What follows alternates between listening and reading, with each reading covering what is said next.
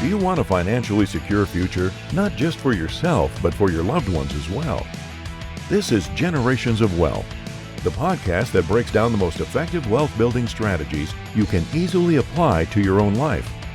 Join investor and international best-selling author Derek Dombeck in exploring practical tips and sound advice on building a profitable business, creating a powerful brand, or getting into the thriving world of real estate investing. This is your chance to create your very own financial roadmap to live your vision, love your life. Let's begin this discussion with your host, Derek Dombeck.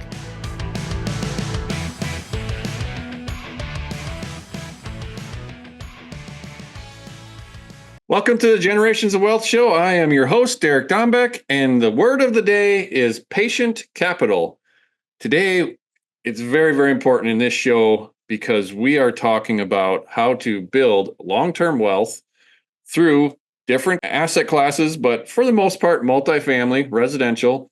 And Zihao Wang is an incredible young man, 21 years old, born and raised in California with clearly parents that wanted him to have the generational mindset of wealth. And before we get to bringing him on, I really want to thank you all for following the show, being here. If you're one of our regulars, please, anything you can do to spread the knowledge, spread the Generations of Wealth message, and help us with reviews. We really, really appreciate it. And without any further ado, let's bring on our guest. Well, I am super jacked now. I get to bring on Zihao Wang. Thank you so much for joining us. Tell the audience a little bit about yourself, and let's just dive right into what you're an expert at. Yeah, thank you so much for having me, Derek. So I run my family's real estate division. We're a second-generation family office based in LA. For the real estate side of the business, we do a lot of multifamily investing nationwide, primarily kind of in Southern California, but really have assets across the country. We do a lot of value add investing as well as ground up development. In total, I think we've done around 37 projects, have been around since the early 2000s when my parents originally started, and currently just trying to grow our portfolio and trying to bring our AUM up.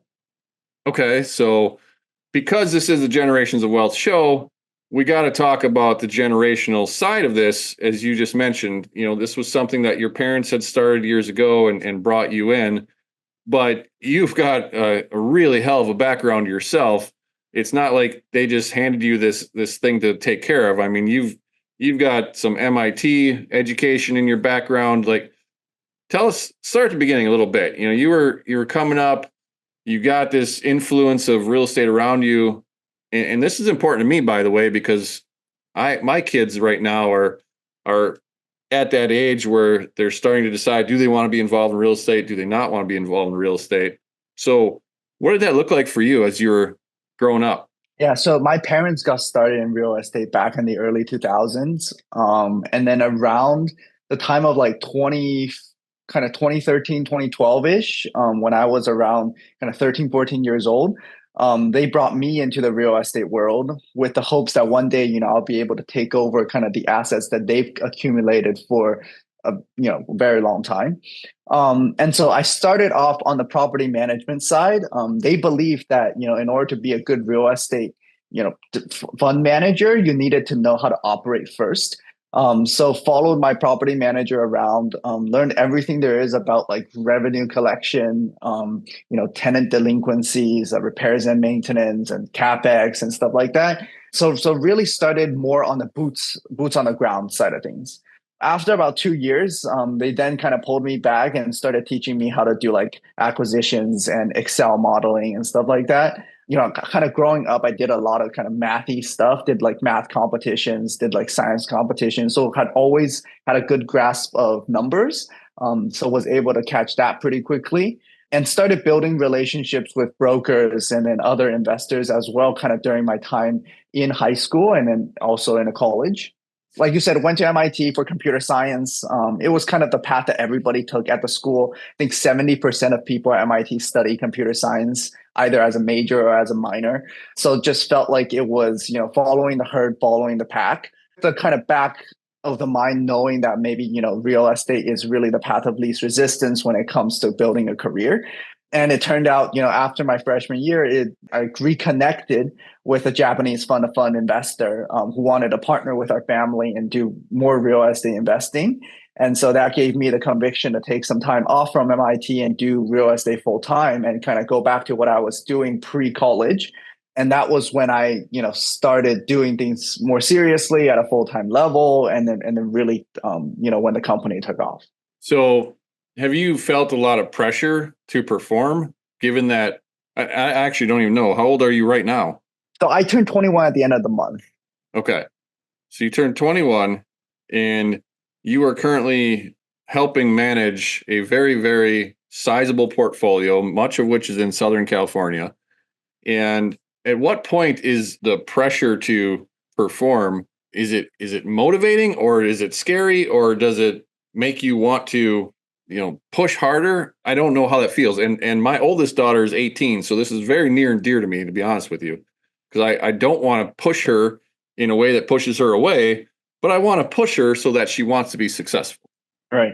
I think in terms of like what's driving me, it's that like there is a motivation to grow the firm, right? There is a motivation to try to build wealth in the family. My parents obviously gave me a very good foundation, but I have the aspirations to grow on top of that foundation into an empire.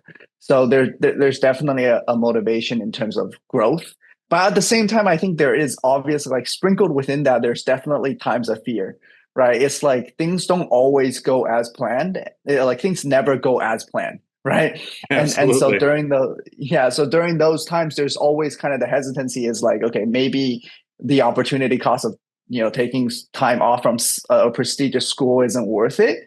But then I think over time, it's like, well, the things that go wrong always tend to work out if you like think hard enough and work hard enough at it.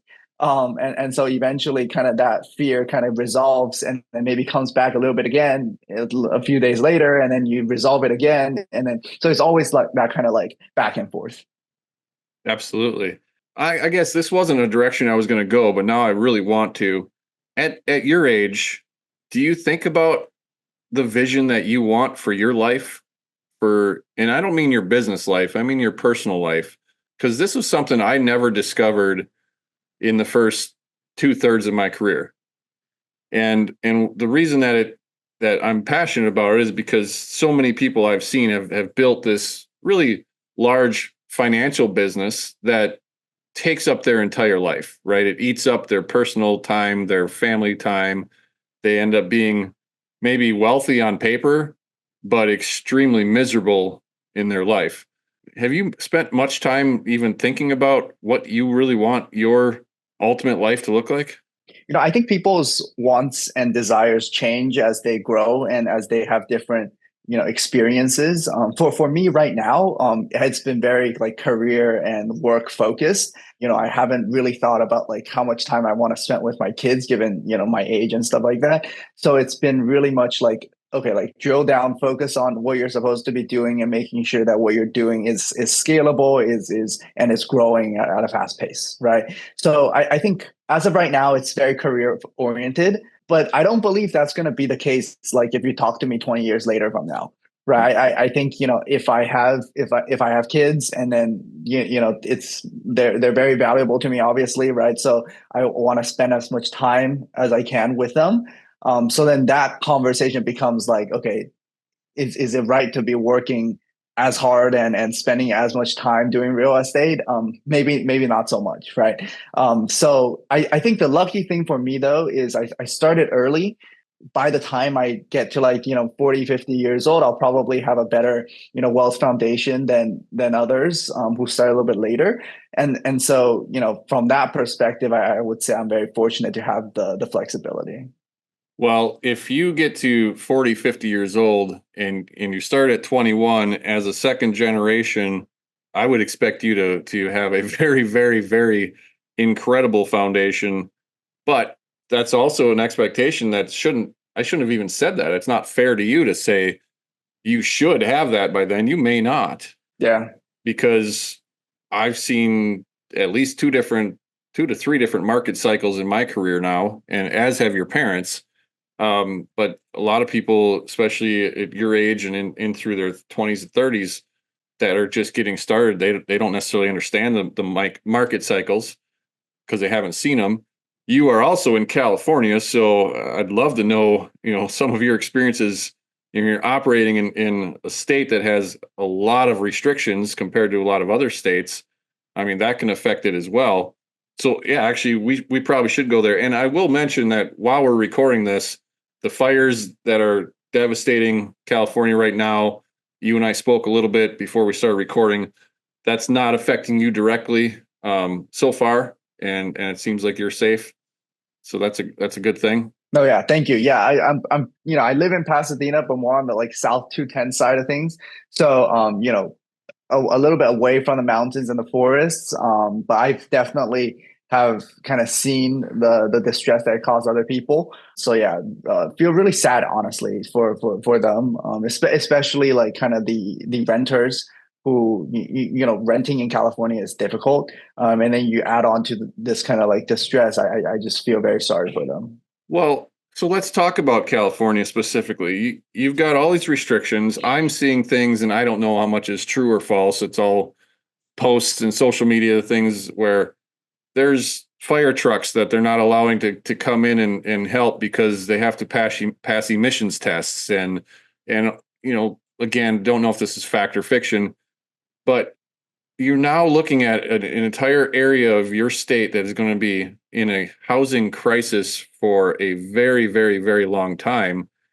And as devastating as that is to many, many people, that's also opportunity to entrepreneurs, right? And it's going to hit this supply and demand chain very quickly because all these people are displaced. They have to have somewhere to live. How do you see that, knowing the restrictions and your government in the state of California? How do you see that playing out? I think in terms of like new development, the state's going to get a little bit more flexible with developers simply because they have to, right? If we think about the trajectory of where we're headed, right, it's like supply and demand issue has always existed in California, even before this fire, right? It's just gotten worse with this fire, given the amount of buildings that were burnt down. But even with that, it's like I think the 2026 or 2028 Olympics is also held in Los Angeles, right? And so I think 2028 Olympics held in Los Angeles. And so from that perspective, right, the streets have to be clean. A lot of infrastructure has to come up. There has to be a lot of changes in terms of traffic, in terms of like airport expansion, maybe even. And so from that perspective, I think the state will get more flexible with developers because of the need that we're seeing. On my side, I think the fire's effects is a little too early to be felt or to be evidenced. I am seeing like pickup in leasing velocity because of the amount of people that were displaced, but they're typically on shorter term leases. So, for example, like instead of a 12-month lease, they just want like a 6-month lease, so that they can just stay and check things out before making a longer term commitment. So it's less certain of what kind of that what the impact of the fire has been on kind of the multifamily side of things for now, right? I'm sure as we head more into 2025, we'll see more evidence of this. But in terms of development, I think the housing shortage isn't news to California, right? So it's definitely something that the state has to be more flexible with developers.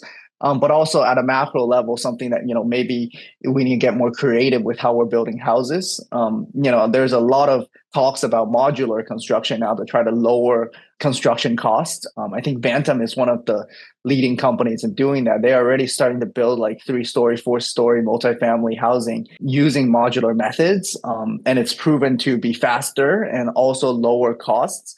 So I think there are many things that have to play right in order for like the housing crisis to really solve in this state and in this country, actually. Yeah, for sure. And well, I met with somebody a couple days ago who runs a business building panelized walls and trusses and floor truss systems, all of these things in an effort to lower costs but make building faster. And there's certainly plenty of companies out there that do that, but it's not the main way of building yet. I think that is the way of the future. I don't know how that works with California and earthquakes and all of those different types of codes. If that's feasible or not, I guess that's not really the scope of our conversation, but it's the curiosity, right? Like you guys deal with a lot of different codes that the rest of the country don't have to deal with just because of earthquakes. Mm-hmm. Geographically, where we're located, right, there's definitely challenges there. But I think where I was more getting at is like there are multiple methods that have to kind of fit right in order for like the situation, like the housing crisis, to get resolved. Like one is definitely the state cooperating more with developers, but then also like developers figuring out creative strategies to minimize their own costs. For sure. Absolutely. And that's where the modular side comes in. Now, with what you guys have across your portfolio, and I know you're in multiple different areas and states, but you do have a fair amount in California. Are you seeing across the board, are you seeing a leveling off of rents? Or are you seeing increases in vacancy or just the opposite? I think it depends on the area. I think Orange County, like our properties in Orange County and along the I-605 corridor, has been doing very, very well. I think our entire portfolio leverages at around like 99% occupancy, typically year round. There might be certain properties that just, smaller ones like a 10 unit maybe that just a vacancy in one vacancy like 10%, right? So there might be some of those, but I think across the portfolio in our LA County, Orange County has been doing very, very well. I would say kind of like the issue isn't really renting, it's more finding the right renters, because obviously there's rent control and then there's impossible to evict the tenant. And so most of our focus is in that tenant screening portion of the process and in figuring out, whether this tenant is actually a reliable tenant with, a trustworthy background and a stable job that can pay rent on time. Right. So we typically have higher standards when it comes to picking renters, typically like 2.5 to 3x of rent for their income. Okay. And then closer to like a, at least I think 700 plus in credit. And so for it obviously depends on the location of the building and the demographics in that area. But that's kind of average across our portfolio. And that's helped us a lot in terms of, tenant laws and in terms of actually generating profit for the property. Yeah. Well, what is your family's, I guess, strategic vision for growing things in the future? Is it straight up multifamily? This is your niche. This is what you want to grow, or what is the overall vision? We definitely want to try to tap into all the asset classes. We actually do have some triple net retail. We also have mobile home parks. We also have commercial buildings and stuff like that. But multifamily has been where the main focus is, given that it's the most easy to understand, right? It's like everybody need a place to live. It like self-storage might be harder to understand and harder to envision. But so that's why we kind of landed with multifamily first and has grown that side of the business the fastest. We definitely feel that, there is a need as our wealth grows, there is a need to diversify into other asset classes. But right now, I think our diversification is more focused on geographical location rather than asset class. 2/3 of our portfolio is in Southern California. The rest is in Florida and North Carolina. For 2025, one of our biggest goals is to expand into Texas. And so we definitely see the concentration of, SoCal properties and are aware of that and trying to diversify into other geographical locations. I guess what has led your family to North Carolina and Florida? Is it strictly, financial, or is it regional because of weather? And also the same question with Texas. I mean, Texas does have better laws. They've got better weather. What would prevent you all from wanting to go into the Midwest, or I was going to say the Northeast, but nobody wants to go into the Northeast. You can't cash flow the Northeast. I would say it's mainly based on our connections there. So when we were thinking about geographical expansion, we were thinking like, okay, we have to find a place where, we have people that we trust, local boots on the ground operators that we trust, that we can, somewhat rely on, right? And so we're basically the asset managers for those. We're our own property managers for our stuff in SoCal because we're local. Mm-hmm. But for the other state ones, we're asset managers, right? One level up. I mean, we obviously wanted to pick states with high growth and stuff like that. Like we wouldn't go into New York, right? For example. So we were definitely had our select number of states that we wanted to go into, and then kind of from that drilled even further based on like kind of our connections.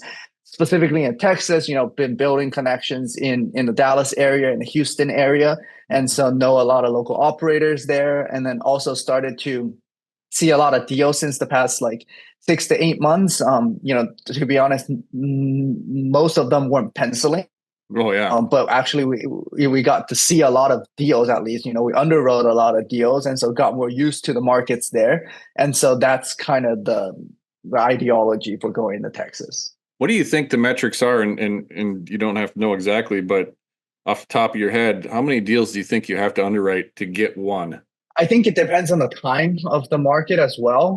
If it was like in 2023, we bought like nothing, and we underwrote a lot. So that ratio is undefined, right? Yeah. So, if in 2024 we bought five, we probably underwrote closer to 100 deals. I think we ultimately in a year we typically underwrite between 100 to 300 deals depending on just the velocity. Yeah. I think California is actually easier to underwrite during this specific time just because it's less, I would say, market driven. You'll find more properties with like higher upside and more value add than like a Texas, because it's more market driven over there. So, as the 10-year starts shooting, which it did in the like 2 days ago, and it's still pretty elevated, I think that really slows down velocity. I think California, because of like how many long-term owners there are, I think there's a higher chance of getting deals right now at our current economic situation. Yeah. What do you look for within the family office for, you got value add, but is there a certain cap rate that you're buying at? And by the way, I hate cap rates. I think it's a terrible metric, but it's one that's everybody understands. But when you underwrite a deal, what are you really looking for? Are you trying to be able to value add it to a certain percentage or take it to a certain cap rate? Yeah. So for California deals, for example, I actually like the cap rate, but I also couple the cap rate with a vacancy factor and expense ratio, right? So if I can lock in those and then say a cap rate, then I'm pretty comfortable with that cap rate. So for California deals, typically I underwrite 5% vacancy, 40% expenses, and then if I can get something at around like a 5.5 cap. That deal would pencil to around maybe 16 to an 18 IRR over 5 years. Okay. And usually that actually goes to like a 2x equity multiple. It's just like the time of 5 years a little bit longer, which is why the IRR isn't to the 20 mark, but it's typically like 2x. You make double your money in 5 years. So that's typically the metrics that I underwrite to. Now I do stay away from the really strict rent control areas. For example, city of LA, city of Santa Monica. I stay away from those. I go more towards like what I would call secondary markets for California, right? They're probably like primary markets for other states. But like a place like Glendale, a place like Downey, a place like Whittier, into Orange County side. Those areas typically can help me get to that higher cap rate and also have enough rental upside where I can be like going in at a 5.5, pushing to like a 7, 7 point, low sevens, something like that. And then I can exit back down at a 5.5. And, the rental upside still gets me into a very comfortable projections. And so from that perspective, it makes me more comfortable in getting that like 16 to 18% IRR. Yeah. Well, I don't understand a lot about California real estate because it's not a market I've ever dabbled in, nor do I have a desire to. But it's like anything, when you know your numbers and it's your backyard, you can find deals. And you guys have clearly proven that over the years. And I always say I don't want everybody coming to the upper Midwest because we're kind of a untold secret, right? I mean, I can go and buy cash flow here. I can buy properties that honestly, I've got one under contract right now with really good seller financing terms, and we can still cash flow, and they're getting what they want. And most of what I do is residential. I don't have a lot of commercial yet, and it is something that we're working towards. But we don't have a lot of the peaks and valleys in the upper Midwest, which makes us boring.